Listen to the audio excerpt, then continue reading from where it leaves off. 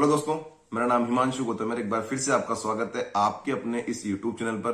दोस्तों, आपने अभी थंबनेल में देखा होगा कि टॉपिक जो है आज की इस वीडियो का वो है एग्जाम एंड डिस्ट्रक्शन। ठीक है, होता क्या है कि जब हम एग्जाम की तैयारी कर रहे होते हैं किसी भी कंपटीशन एग्जाम की, तो उसमें हम बहुत सारी गलतियां बीच बीच में करते रहते हैं और उसका आइडिया हमें अपनी तैयारी के दौरान बिल्कुल भी नहीं होता। जब हम एग्जाम सेंटर में जाते हैं और जब एग्जाम देकर जब बाहर निकलते हैं तब इस बात का हमें रियलाइजेशन होता है कि यार हम अगर वो गलतियां नहीं करते, इधर उधर हमारा माइंड डिस्ट्रैक्ट बिल्कुल भी नहीं होता, तो शायद हम 8-10 क्वेश्चन हम ज्यादा अटेम्प्ट कर पाते, हमारे 15-20 नंबर ज्यादा आते और प्री निकलने के चांस, कट ऑफ निकलने के चांस हमारे ज्यादा होते। होता क्या है ना, बहुत से स्टूडेंट कमेंट करते इस बात में कि यार भैया राजस्थान में अगर जीएसटी लेना है या राजस्थान में डीए लेना है, गुजरात में एक्साइज लेना है, ठीक है, तो कितने मार्क्स आने चाहिए भाई।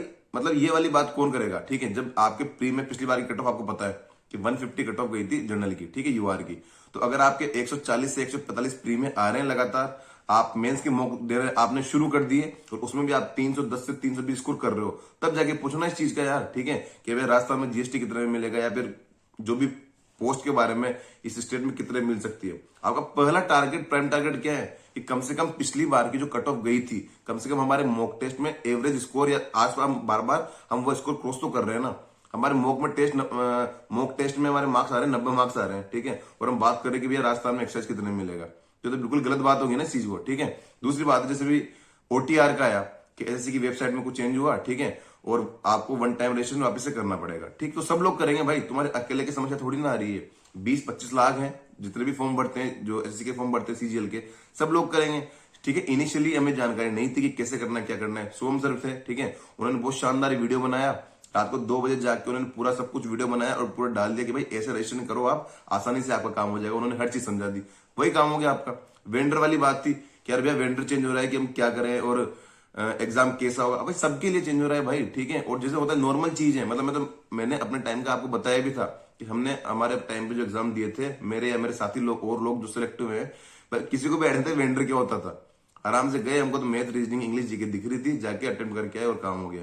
तो छोटी छोटी चीजें होती है भाई जिनपे आपको डिस्ट्रैक्ट नहीं होना होता हर बार आके, कि आते ही 2-4 दिन उसमें लगा दिए, फिर जब वो चीज खत्म होगी तो अब वापस पढ़ाई शुरू करते हैं। फ्लो बहुत इंपॉर्टेंट होता है, वो फ्लो बिगड़ा और बिगड़ा। ठीक है, जैसे घर जाने की बात थी कि लोग त्योहार आते हैं, 1-2 दिन आते हैं और घर भाग जाते हैं बार बार, भाई फ्लो टूट जाएगा। देखो चीजें कुछ भी नहीं बदल रही, वही 20 से 25 लाख लोग सीजीएल का फॉर्म भरेंगे, वही आपकी 8-10 हजार वैकेंसी आ जाएगी। अच्छे केस में बता रहा हूँ, ठीक है, कि 8-10 हजार आपकी वैकेंसी आ जाएगी, 20 से 25 लाख फॉर्म आ जाएंगे और चीजें कुछ नहीं बदली, सब आपको पता है। वही कट ऑफ 140-150 अच्छी खासी कट ऑफ जाएगी प्री की, मेंस के वही पेपर आएंगे। तो कुछ जब बदल नहीं रहा तो चीजों को उसके अकॉर्डिंग बनाए रखो और मेहनत उस अकॉर्डिंग करते रहो। ठीक है, पहली बात फ्लो बहुत इंपॉर्टेंट है, पूरी ट्राई करो कि फ्लो नहीं टूटे। दूसरी बात मॉक टेस्ट, ठीक है, इनको मॉक टेस्ट से ही फ्लो बनता है। आप अगर मॉक टेस्ट लगातार लगाते रहोगे ना तो आपकी आदत हो जाएगी 1 घंटे में 100 क्वेश्चन देखने की, वो आदत ही आपके एग्जाम में काम आएगी। बहुत सी बार क्या होता है कि हम 100 क्वेश्चन देख ही नहीं पाते हैं, हमने 90-95 क्वेश्चन ही देखे क्योंकि हमारी स्पीड कम थी, आखिरी के 5 बहुत ही जीते, शायद वो हमारे सही भी जाते। ठीक है, तो ओलिव बोर्ड का अभी आ रखा है मॉक रिक्रूटमेंट ड्राइव। इसमें क्या होता है भाई कि ये लोग आपका प्री मेंस जो भी होता है ना, टाइपिंग तक की ये लोग पूरा करवाते हैं, एक पूरा प्रोसेस कि आपको एक फील करवाना कि एग्जाम किस तरीके से होता है। होता क्या है, आप डायरेक्ट पहली बार जा रहे हो एग्जाम देने के लिए, वहां जा रहे हो और वहां पहली बार आपको चीजें समझ में नहीं है, ठीक है, आपने प्री दिया गया। ऐसा तो बिल्कुल भी नहीं होता कि इस बार हम प्री निकालेंगे और हम अगली बार मेंस निकालेंगे, नहीं, आपको इसी बार में प्री निकालना है, इसी बार में मेंस निकालना है। ठीक है, तो ओली बोर्ड ने क्या कर रखा है ना, एक अपना लेके आए मॉक रिक्रूटमेंट ड्राइव, उसमें आप जाओ रजिस्ट्रेशन करो, तो आपका प्री मेंस वही एक एग्जाम होगा, वही एडमिट कार्ड आएंगे, आपका प्री होगा, उसमें आप क्वालिफाई करोगे, फिर जो लोग क्वालिफाई करेंगे उनका मेंस होगा, तो आपको एक अच्छा खासा आइडिया मिल जाएगा कि एग्जाम के प्रोसीजर का किस तरीके से एग्जाम होता है। तो आपकी ये चीज एग्जाम बहुत बेनिफिशियल है, लिंक मैंने डाला हुआ है, जाके आप मतलब रजिस्ट्रेशन कर सकते हो अपना।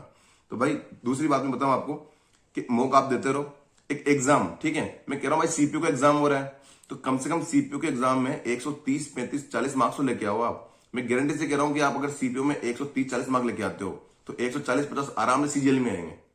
सीपीओ सीजीएल से टफ होता है प्री, पता है ना आपको कि 2 घंटे का पेपर होता है, ठीक है, और 2 घंटे में आपको 200 क्वेश्चन अटेम्प्ट करने होते हैं। तो अगर सीपीओ के पेपर में आप 130-140 अगर आसानी से ला पा रहे हैं तो सीजीएल में 10-5 नंबर ज्यादा ही आएंगे जो आपके सीपीओ में आ रहे हैं सीजीएल में। ठीक है, तो ये वाली चीजें कि सीपीओ अटेम्प्ट करो, टारगेट रखो भाई, सीपीओ की प्री निकालनी है किसी भी हालत में, चाहे दुनिया इधर की इधर हो जाए, कि मेरे को तो सीपीयू की कट ऑफ निकालनी है, तब जाके मैं टारगेट कर सकता हूं कि यार सीजीएल के एग्जाम में मेरा अच्छा स्कोर आएगा, प्री में नहीं मेंस में भी आएगा। ठीक है। एक बड़ी बात कि जो लोग जितने भी स्टूडेंट 140-50 का स्कोर मतलब देख रहे हैं अभी, ठीक है, जो मॉक टेस्ट लगातार लगा रहे हैं, उनका आने भी लग गया होगा। जो 2-4 महीने से मॉक टेस्ट डेली कर रहा होगा, उनका स्कोर 140-50 बड़े आराम से आ रहा होगा, ठीक है। तो उन लोगों को मेरी सलाह है कि यार तुम मेंस की मॉक देना शुरू कर दो। हमारा टारगेट केवल प्री निकालना ही थोड़ी ना है भाई, हमारा मेन टारगेट है मेंस का एग्जाम। तो मेंस के एग्जाम के जो मॉक टेस्ट है उनको देना शुरू कर दो। आप ट्राई करो, जो पिछली बार कट ऑफ देखा करो एक बार के लिए, ठीक। आइडिया रखना चाहिए, बेसिक आइडिया रखो बस, ठीक है। ज्यादा घुसना नहीं है कट ऑफ में, बेसिक आइडिया रखो कि 390 में से कितने मार्क्स की कट ऑफ गई थी, जिसमें आपकी जो भी आपकी ड्रीम पोस्ट है ना वो कहां तक थी, ठीक है। आपको चाहते हो कि एक्साइज थी, तो कट ऑफ देखो 330 गई थी, तो आप देखो कि आपके मेंस में कहां तक मार्क्स आ रहे हैं। 390 में 320 तक पहुंच रहे हो आप, 325 तक पहुंच रहे हो, क्या आप पूरे क्वेश्चन देख पा रहे हो। तो वीक में 1 या 2 मॉक ना आप मेंस के लगाना शुरू कर दो। अगर आपका 145 प्लस 150 प्लस आपका स्कोर लगातार आ रहा है, आपका एवरेज स्कोर आ रहा है, तो आप ये चीज शुरू कर सकते हो।